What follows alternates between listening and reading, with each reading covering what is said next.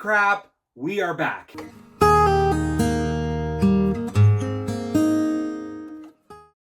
Hello everyone, and yes, do not adjust your screens. We are officially back. I'm also down a microphone, so we're gonna have to bear with a couple weeks while we get a new one in. Let's jump into this because we are gonna have quite a little bit of a monologue to go into today's video. But my name is Brendan. I am one of the co-owners of the Rustic Tub, our small bath and body care company in the heart of tiny Ontario. And yes, I do have to keep saying that because we have been gone for a long time. So before we get into this, let's absolutely dive into the bulk of what the heck has been going on. Now, the last time we uploaded a video, it was actually the beginning of June, and we were prepping for the Butter Tart Festival in the town of Midland. And we were so excited for it. We were so excited to bring you along with the journey. We said there was going to be a video, and then poof, we flatlined. Now, for the people who have been following us on our journey so far, if you are new, welcome to this. This is a chapter where I tell you why we disappear for a while. And if you have been following us, this is going to be a couple minutes long. So if you want to skip through the portion to the next video, you are more than welcome to. For now, I am just going to be going into all of this. Now, to go right into the whole kind of situation of everything that has been happening, we are going to start at the Butter Tart Festival. So we did have all of our stuff videotaped for it. We were ready to go. We were going to make shorts on it. We did a couple shorts for our booth setup, but we never did the whole bulk of the show. And then after that, all of a sudden, another show happened. And then another show and another show, so on and so forth. It ended up turning out where we were booked 5 days a week at a regular farmer's market. Plus, we were still going to all of our special events. And as a small business owner, and for those people out there who go to markets as well, you know that market does take a lot of time and a lot of patience and energy to get ready for. And 5 a week really hit us in the face, we'll say the face, a lot harder than we thought it was going to. Now, for a lot of people who do a lot of the farmers markets, everyone could tell you that the busiest months will be June, July, and August. Why? Well, it's summer break. And in Southern Ontario, summer break is a lot, especially when you live in cottage country. Now, not only are we juggling 5 markets a week, we are also juggling specialty events. So AKA Butter Tart Festival, other events coming up this month as well. I have my calendar written down. I try not to look at it because sometimes it does get pretty overwhelming, and those things happen, and it's okay to be overwhelmed and take a step back. However, taking that step back led to 1 week off, led to 2 weeks off, and then led to, let's say 2 months off, 2.5 months, let's really get into that, to the point where you almost become so overwhelmed with everything. To counterbalance that, yes, we have been focusing on ourselves. Sadly, though, our social media has taken the biggest hit. And when it comes to the social media with our patrons and our followers on YouTube, you are the ones who took the hit as well. And that was never our intention.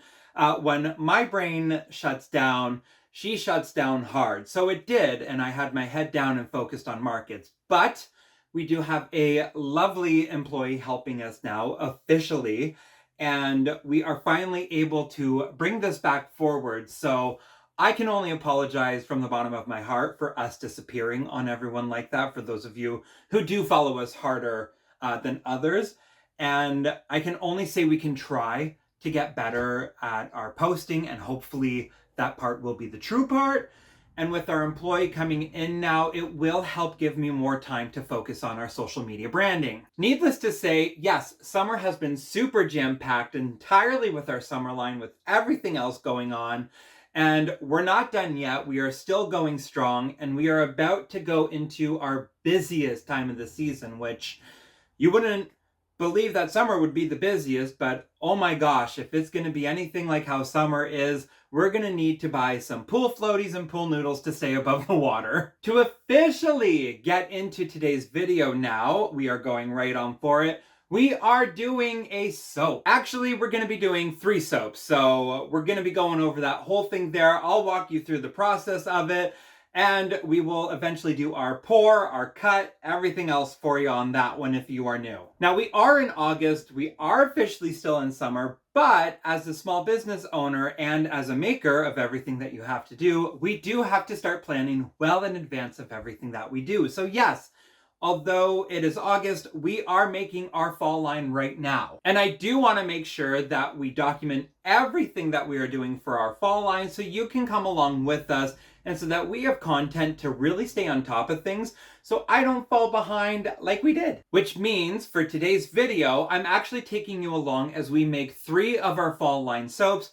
We have made them in the past before, so they are our top sellers that we brought back for this season. So I'm bringing you along for that one as we make 3 loaves of soap, and I'll be going through everything. So we're gonna get into the bulk of this right now and give you that little walkthrough. To start it out, we are using our basic soap recipe. So that one is available on our Patreon. So you can go on there, follow along with us. I will be making a more simplified version of it and updating it.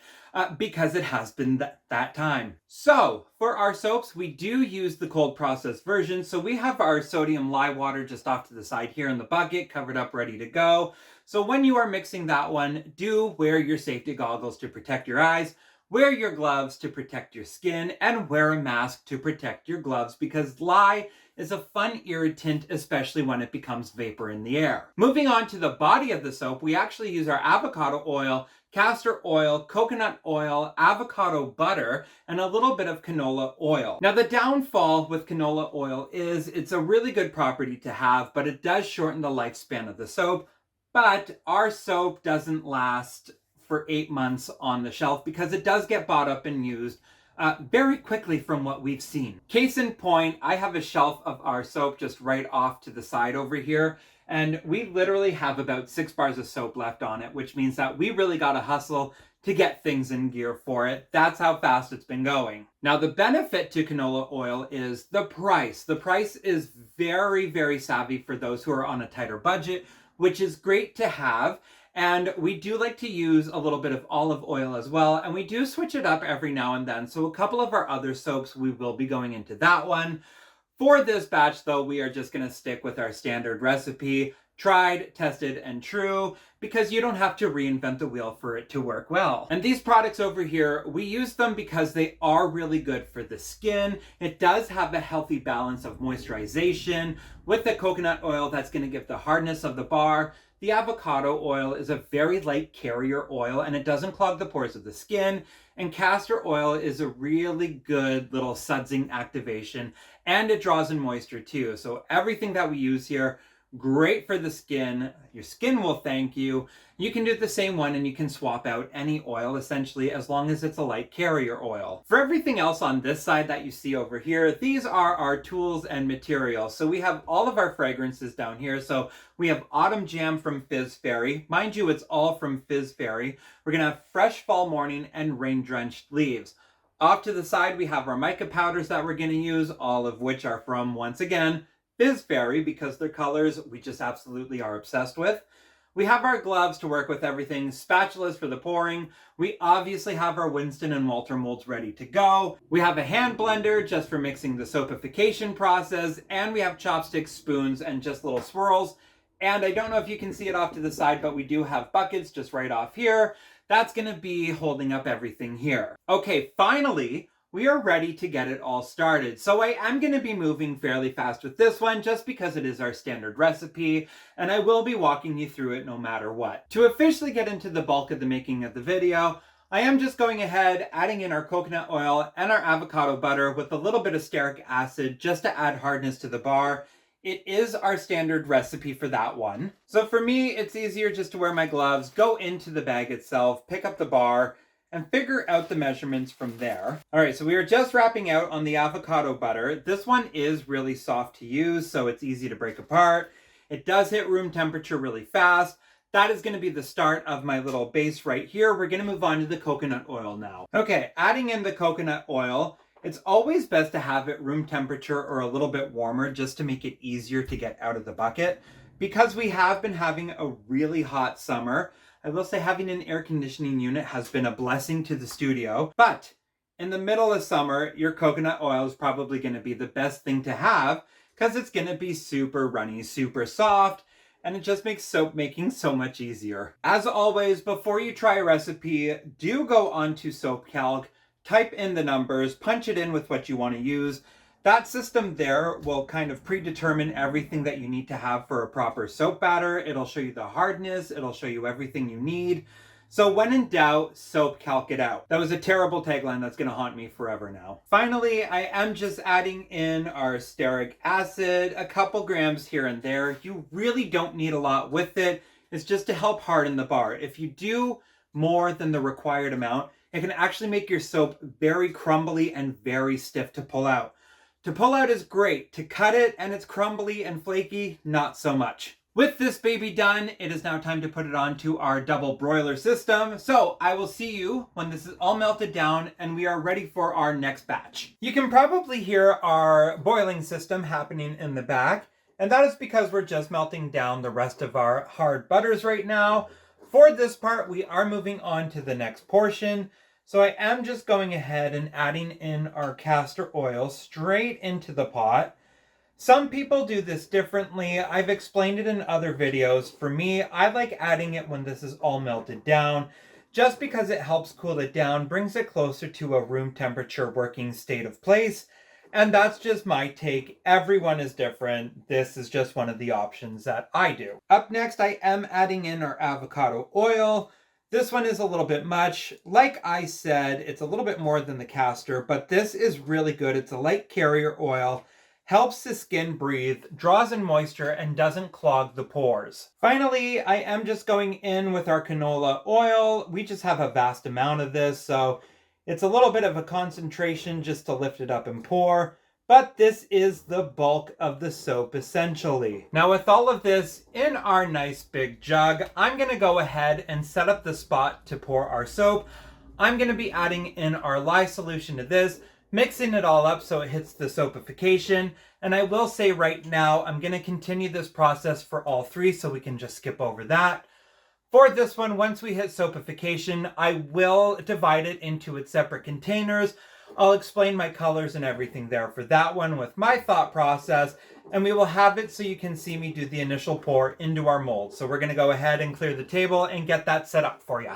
As well, we do have our fragrance poured into here. So we are starting off with Fresh Fall Morning from Fizz Fairy. And this one is a very crisp, ozone scented one. It really does smell like a beautiful foggy morning. And this one is one of my personal favorites next to the Autumn Jam one that we're doing soon. So fragrance off to the side. I add our fragrance in after, just because you never know how it's going to react with the soap. So I like to have all my colors ready to go first, and then I will add my fragrance into the mix. So just kind of switching up the camera angle. For this soap, the most part of it is going to be our natural soap color that we get, which is a pale beigey tone.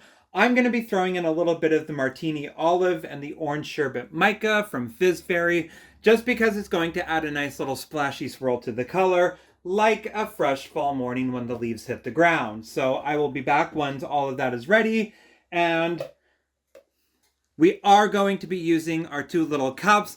I'm not going to be adding a lot in here for the coloring. So what I'll do is I'll pour in my soap mixture, put in the mica, blend it all up, and then she's ready to go until I add the fragrance. So I will see you when they are all filled up, ready to go. Okay, as you can see, I have everything split off into 3 areas for this one. This one is one of our easier soaps to make, so it's very simple. I'm going to add the bulk of this to our beige colored one, the natural one, just because that does hold the most body. These 2 will follow suit.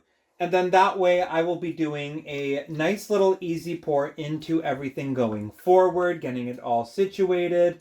I have worked with these scents before, so I am not too worried about everything going forward from here, if it's going to kick up fast enough, if it's not going to kick in fast at all. I want this one to actually be the one that does sit up the fastest, but working with these ones, it does give me a lot of working time for it. We have been missing for so long, I almost forgot what it was like to work on camera. And I'm realizing now I said that I need to switch up the system. Once I get more hands in here finally, I think we will be doing that. Okay, for the initial pour, I'm just gonna come in and fill it up with the white portion as I can. I'll get it till about halfway from my area. And you can just see how liquidy it was going in. And that is okay because the working time process, once again, is really the best part about these fragrances.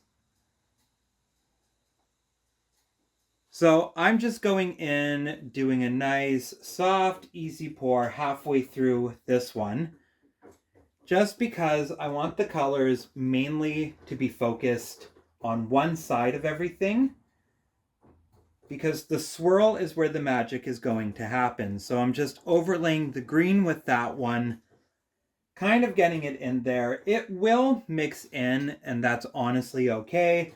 It is going to happen. It's soap. It's going to do what it wants to do. So I'm doing the same technique with the spatula with the rest of our white. I will get it in off to that side. You can just see how liquidy this is. You can always have it set up a lot later on, kind of let it cure a little bit longer. The choice is ultimately yours. So for this one, I'm not going to do a spatula pour. I do want it to be more concentrated.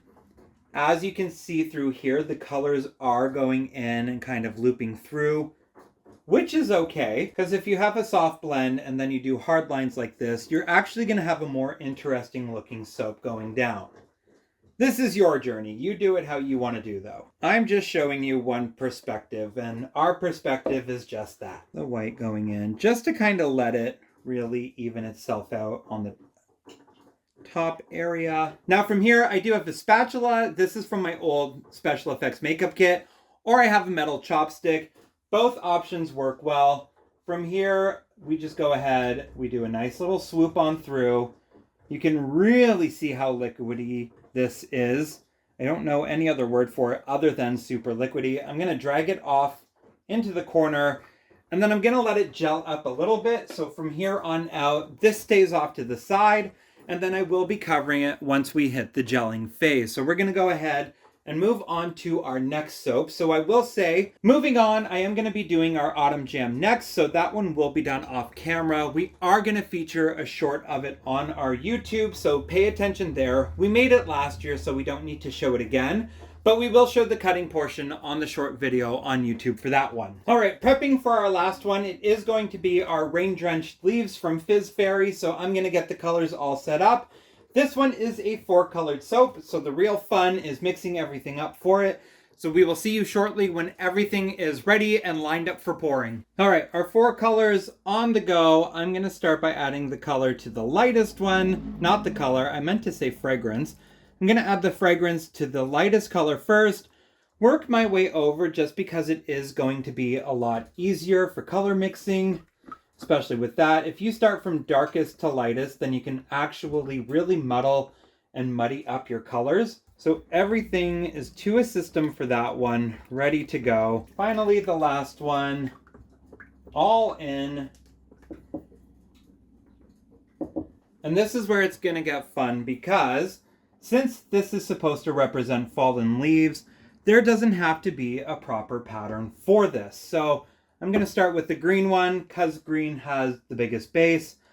I'm going to go ahead, throw in our yellow, get that going. Let's do some orange. Let me flip that differently so we can have a nice one.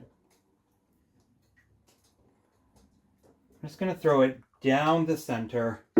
And this one does set up a little bit faster than what the fresh fallen leaves in the morning is, which is good because by the time we get to swirling to this one, it's going to be a fairly nice pattern. For my second pass, I am going to use the spatula just to kind of separate, get it going, kind of do a high pour on it. If you are worried about air bubbles, the easiest thing you can do is a high pour.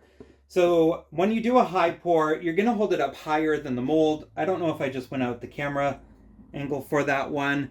But when you do, it's a farther fall for the the soap batter to kind of go to.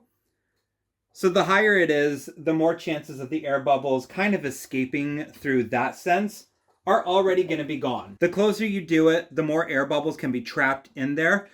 The higher you do it, the more it has to fall and not let the air bubbles kind of into your soap batter.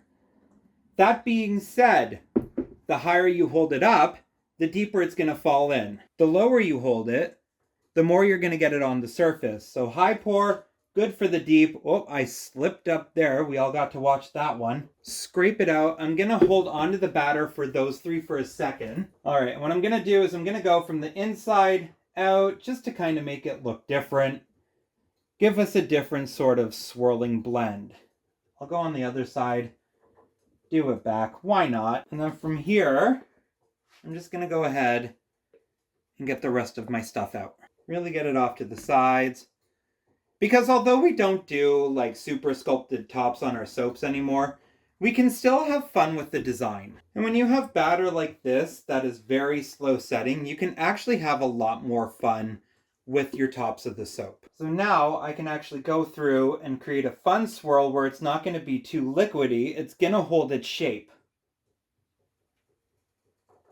And ultimately, this is where you can set the difference between your soap from other soapers too. So I'm going to leave this one, and then all three of our soaps are ready to go. So we'll do a nice little preview sweep of it all now. It has been a little bit of time. We have unmolded all three loaves of soap.